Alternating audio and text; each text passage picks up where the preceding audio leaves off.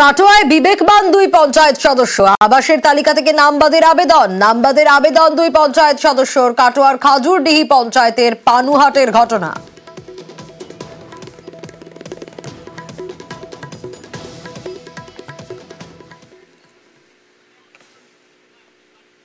আর 2018 সালে আবেদন করা যখন হয়েছিল সেই সময় আমার মাটির ঘরই ছিল। তাই 2024 সালে যে বাংলার আবাস যোজনা যে আমার স্ত্রীর নাম এসছে, তা দলের নির্দেশ মেনে এবং আমার বিবেকের টানে আমি এই ঘর, আমি বাংলা আবাস যোজনার আমি ঘর নিতে ইচ্ছুক নই। আমার যে টিনের চালের উপরে এখনো ত্রিপল দেওয়া আছে, এখনো ঘর দিয়ে এখনো জল পড়ে, তবুও আমি এই ঘর নিতে আমি ইচ্ছুক নই। আছে আমার থেকেও যারা গরিব আছে, আমি চাইবো যে তারা যেন প্রত্যেকে যেন ঘর, বাংলার আবাস যোজনার যেন ঘরগুলো তারা পায়। আমিও ইচ্ছুক, কেন ওনার সাথে একমত, কারণ উনি যে কোনো দুর্নীতি করেনি। আমার পাড়া প্রতিবেশী সবাই ওনাকে এক নামে ভালো মতন চেনে জানে সবাই আর কি, যে ওনার প্রশংসা করে। কোনো রকম আর কি আমরা দুর্নীতি আমার স্বামী করেনি। আমিও চাই যে ওনার মাথাটা উঁচু থাকুক, কোনো দুর্নীতির সঙ্গে যেন না জড়ায়। এতদিন যখন জড়ায়নি আর যেন না জড়ায়। আর এই ঘর আমি স্বেচ্ছায় আর কি, আমি চাই যেন আমার থেকেও যারা গরিব তারা যেন পায়। তখন 18 সাল থেকে আমি যে দুস্থ অবস্থা ছিলাম, আমাদের এই কলপার ঘর ছিল, জল কাদা কাছাকাছি নিয়ে আর ভালো লাগে না। আমাদের ছেলেরা ব্যাংক লোন করে বন্ধন থেকে কোনো রকম আমি একটা 2 কোটির ঘর করেছি। আবাস যোজনায় যখন ঘর এসছে, আমি যেহেতু আবার পঞ্চায়েত সদস্য বিগত 1 বছরের, আমি যখন ইনকোয়ারি দিয়েছিলাম স্যারকেও বলে দিয়েছি আপনি এখনই ডিলিট করে দেন, আমার ঘরটা অন্য ব্যক্তি পাক, আমি সেটাতেই খুশি।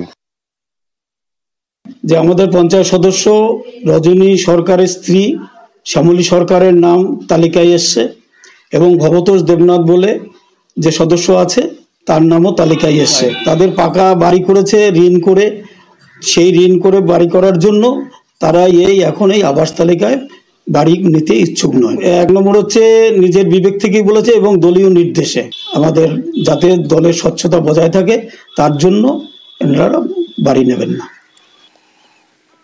ঝুপড়িতে বাস, তবু মেলেনি আবাস। অভিযোগ, বিজেপি করায় মিলছে না আবাসের বাড়ি। তৃণমূলের বিরুদ্ধে চাঞ্চল্যকর অভিযোগ পূর্ব মেদিনীপুরের তমলুকে। মানতে নারাজ স্থানীয় তৃণমূল নেতৃত্ব। কাঠের কাঠামোর উপরে ত্রিপল, ঝুপড়ি, এটাই ঘর, এটাই বাড়ি, এটাই ঠিকানা। পরিবার নিয়ে এখানেই থাকেন বিজেপি কর্মী শেখ জৈনুদ্দিন, পেশায় দিনমজুর। পূর্ব মেদিনীপুরের তমলুকের রাজনগর বাহারজলার বাসিন্দা। অভিযোগ, বিজেপি করায় আবাসের তালিকায় তার নাম তুলছে না তৃণমূল পরিচালিত গ্রাম পঞ্চায়েত। বিজেপি করার অপরাধে ওরাই বলছে বিজেপি যারা করে তাদের কোনো সুযোগ সুবিধা দেবো না। উপরন্তু আমাকে টাকা চেয়েছিল 20,000 টাকা, সেই প্রমাণ আছে আমার কাছে। আমি প্রধান সাহেবকে জানানো সত্ত্বেও আমার কথা ওরা মানছে না, যে টাকা দিতে হবে। এখন ওরা চাইছে যারা বিজেপি করে আমরা কিছু সুযোগ সুবিধা আমরা দেবো না। ত্রিপল দিয়ে ঘেরা ঘর, বৃদ্ধ বাবা, স্ত্রী এবং 2 মেয়ে নিয়ে সংসার। অনেক দিনের স্বপ্ন মাথার উপর একটা পাকা ছাদ হবে, কিন্তু সেটা আর হচ্ছে কই। 2018 সালের পঞ্চায়েত ভোটে বিজেপির প্রার্থী হন জৈনুদ্দিনের স্ত্রী রহিমা বিবি। তার অভিযোগ, বিজেপি করার কারণেই আবাসের তালিকায় নাম তোলা হচ্ছে না। আমি বিজেপি প্রার্থী দিয়েছিলাম বলে 2018-তে, টাকা না দিতে পারার জন্য, ওই জন্য বাড়ি আমাকে দেয়। ওরা বলেছে টাকা দিতে হবে আমাদেরকে 20,000 টাকা। আমার স্বামী মজুর কেটে, আমি টাকা কোথায় পাবো দেবো? কিছু কোথায় হলে বলো তোমরা বিজেপি করো, খালি বলবে, তোমাদের কোনো জিনিস দেওয়া হবে না। কাটমানির বিনিময়ে ঘর দিতে হবে, এটাই ওদের মূল মোটো। এবং বিজেপি করার অপরাধে আজকে আমাদের সংখ্যালঘু মোর্চার জেলা কমিটির অন্যতম সদস্য শেখ জৈনুদ্দিন আলীকে ঘর দেওয়া হয়নি এবং বিডিও, ডিএম, পঞ্চায়েত প্রধানকে অভিযোগ জানানো হয়েছে ওই তিরপল টাকানা বাড়িতে থাকছে, যেটা সত্যি দুর্বিষহ।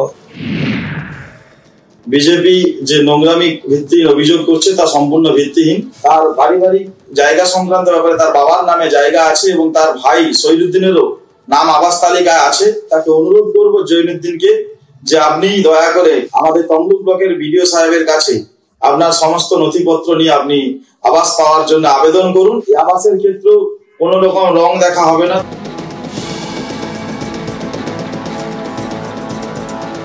অভিযোগকারীর পাশাপাশি এলাকার বাসিন্দা, প্রতিবেশী সকলেই চাইছেন প্রশাসন হস্তক্ষেপ করে সমস্যার সমাধান করুক।